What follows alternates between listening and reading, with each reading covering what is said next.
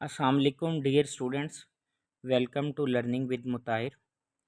आज हम जो डिस्कस करने जा रहे हैं वो टैक्सेशन मैनेजमेंट फिन 623 के assignment number 2, taxable income and tax liability. Data जो दिया जी उसने सबसे पहले दिया जी हमें मंथली बेसिक सैलरी। अब मंथली बेसिक सैलरी को हम 12 से मल्टीप्लाई करेंगे तो एनुअल आ जाएगी। फिर है ओवर टाइम पेमेंट। अच्छा, एक चीज़ यहाँ पे समझते जाओ, बेसिक सैलरी के अंदर और भी कुछ चीज़ें ऐड होती हैं। बीबीसी डॉक्स जेन में रखना। Basic salary add bonus, add commission, add dearness allowance, add overseas allowance. C stand for cost of living allowance. BBC doc. B stand for basic salary, B stand for bonus, C stand for commission. BBC. BBC doc. D D से dearness allowance, O से overseas allowance, सी से cost of living allowance. अब इसमें सिर्फ basic salary है, आगे नहीं है पॉइंट्स। बोनस भी नहीं है, कमीशन भी नहीं है, डियरनेस भी नहीं है, डियरनेस अलाउंस भी नहीं है, ओवरसीज अलाउंस भी नहीं है, कॉस्ट ऑफ लिविंग अलाउंस भी नहीं है। तो इसलिए जस्ट बेसिक सैलरी है। इसको 12 से मल्टीप्लाई कर लें। नेक्स्ट आपके पास G overtime payment. Overtime payment भी टोटल टैक्सेबल है। ये हम इनकम फ्रॉम सैलरी, 5 हेड्स है ना salaried individual. Income from salary, property, business, capital gain और अदर सोर्सेज, देन हमारे पास टोटल इनकम आएगी। अब टैक्सेबल इनकम हम निकाल रहे हैं बेसिकली। पहले टोटल इनकम जिनके ऊपर टैक्स रेट अप्लाई हो। अच्छा जी, बेसिक सैलरी आ गया। फिर overtime payment. Overtime payment totally taxable है। Entertainment allowance. भाई इंटरटेनमेंट अलाउंस में दो चीज़ें हैं। अगर आपके पास इंटरटेनमेंट फैसिलिटी दी जाए तो टोटली एग्जाम्प्ट होती है। इंटरटेनमेंट अलाउंस टोटली टैक्सेबल होता है। अच्छा जी, नेक्स्ट आपके पास है G unfurnished accommodation provided by the employer. इसमें ये समझ लें कि भाई अगर अकोमोडेशन अलाउंस दिया जाए वो टोटली टैक्सेबल होता है, और जो अकोमोडेशन फैसिलिटी प्रोवाइड की जाए चाहे वो फर्निश्ड है या अनफर्निश्ड है, तो उस फैसिलिटी का एक ही ट्रीटमेंट होता है। पहले नंबर पे आप देखते हैं कि जो फैसिलिटी प्रोवाइड की गई है उसके अमाउंट कितने हैं। दूसरे नंबर पे आपने 45% ऑफ बेसिक सैलरी लेना है।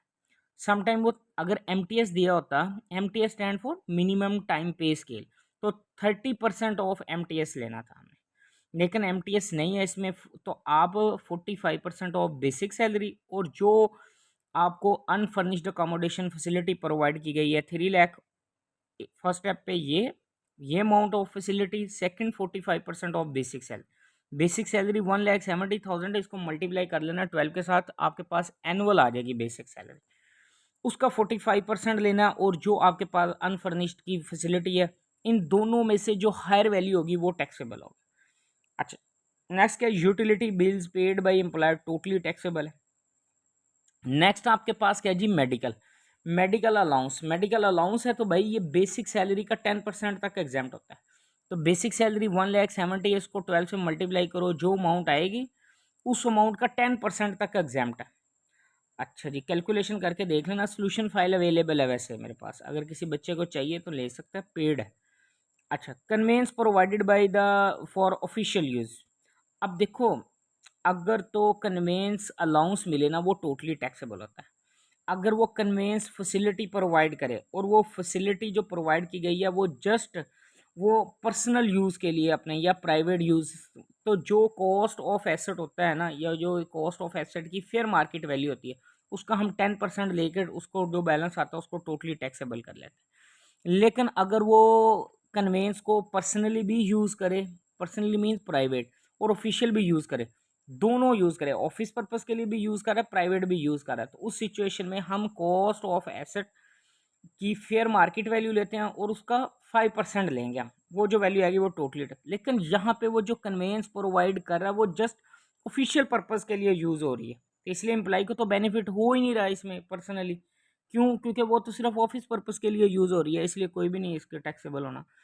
अच्छा जी, नेक्स्ट स्टेप पे आप देख लें जी, loan taken from employer at 10% at 8%। अच्छा, लोन के लिए ये समझ लें, पहली कंडीशन है अगर अमाउंट ऑफ लोन 1 मिलियन से ज़्यादा हो, देन हम रेट अप्लाई करते हैं, उसका ट्रीटमेंट सॉरी करते हैं। अब लोन कितने लिया गया, 3 मिलियन। रेट बेंचमार्क रेट कितना है, 10%। अच्छा जी, मार्केट से अगर वो लेने जाता तो कितना बेंचमार्क रेट उन्होंने डिसाइड किया हुआ है, 10%। अब उसको एम्प्लॉयर की तरफ से जो लोन मिल रहा है वो 8% पे मिल रहा है, और 1 मिलियन से ज़्यादा मिल रहा है, तो इसका मतलब है कि आपको जो सेविंग हो रही है वो 2% की हो रही है।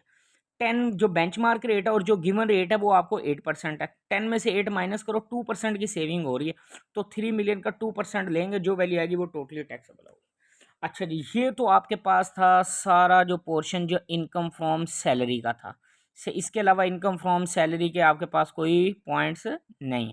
नेक्स्ट वो बता रहा है जी रेंटल इनकम फ्रॉम प्रॉपर्टी।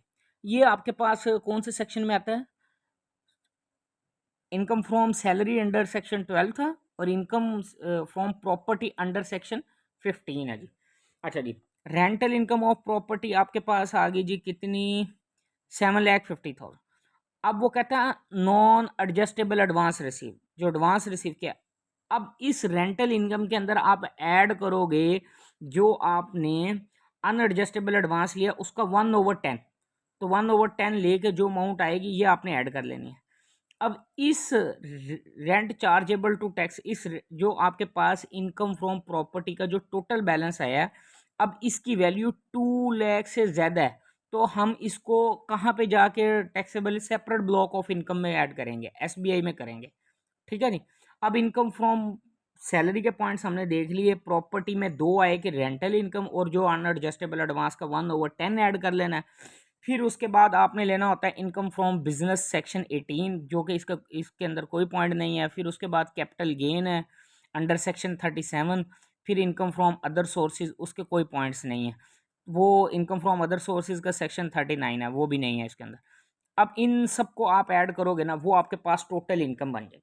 अच्छा, एक बात जेन में रख लेना, रेंटल इनकम को आपने टोटल टैक्सेबल नहीं, उसको हमने कहाँ पे सेपरेट ब्लॉक ऑफ इनकम में जाके टैक्सेबल उसके ऊपर ट्रीटमेंट करना है, इधर नहीं करना। ठीक है। अब हम टोटल इनकम में से कुछ हमारे लोएबल डिडक्शंस हैं जो कि उसने बताई है। पहले नंबर पे वो क्या कहता है कि जी ज़कात उसने पे किया, ज़कात को डिडक्ट कर दो टोटल इनकम में से। फिर दूसरे नंबर पे वो कहता है डोनेशन, डोनेशन उसने पे किया। तो डोनेशन के लिए पहले नंबर पे हम एक्चुअल अमाउंट लेंगे जो डोनेशन की 2 लाख, और सेकंड स्टेप पे हम 30% ऑफ टोटल इनकम, इससे पहले जितनी हमारी टोटल इनकम आई हुई है, जो हमने इनकम फ्रॉम सैलरी के पॉइंट से, प्रॉपर्टी वाला तो ऐड हुआ ही नहीं है, तो टोटल इनकम का जो बैलेंस आया था उस अमाउंट को और जो आपके पास ये डोनेशन, इन दोनों में से जो लोअर वैल्यू होगी उसको हमने कंसिडर कर लिया। अब टोटल इनकम में से ये ज़कात वाला और ये डोनेशन वाला दोनों ऐड होकर आपके पास अलोएबल डिडक्शन बन जाएगी। तो टोटल इनकम में से ये अलोएबल डिडक्शन को माइनस करोगे तो आपके पास जो आंसर आ जाएगा उसको हम नाम दे देंगे, ये हमारी टैक्सेबल इनकम है। फिर उसके बाद ऐड करते हैं शेयर फ्रॉम एओपी।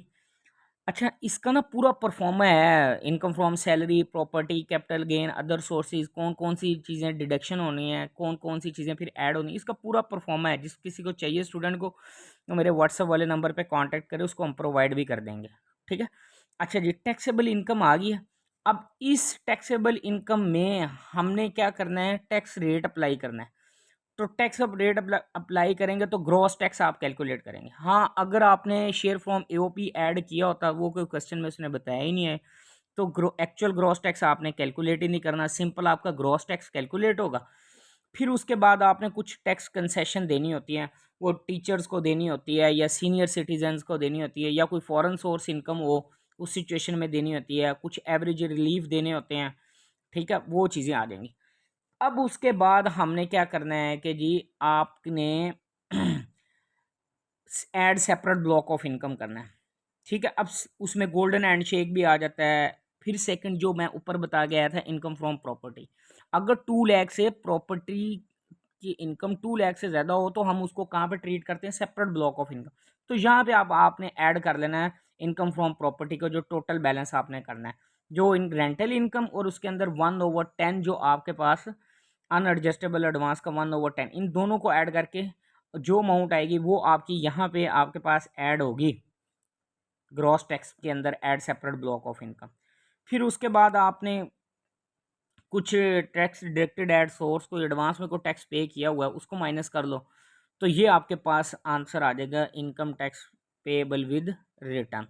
हाँ, इसके बाद एफटीआर के पॉइंट्स होते हैं फाइनल टैक्स रिजीम के, वो आपके इसके क्वेश्चन में नहीं गिवन, टैक्स लाइबिलिटी भी आपने आपको बता दी कैसे कैलकुलेशन होनी है, टैक्सेबल इनकम भी बता दी, रेजिडेंशियल स्टेटस आप बता दें जी। अब खुद से समझ लें कि रेजिडेंट है या नॉन रेजिडेंट है, सिंपल एक वर्ड लिखना आपने।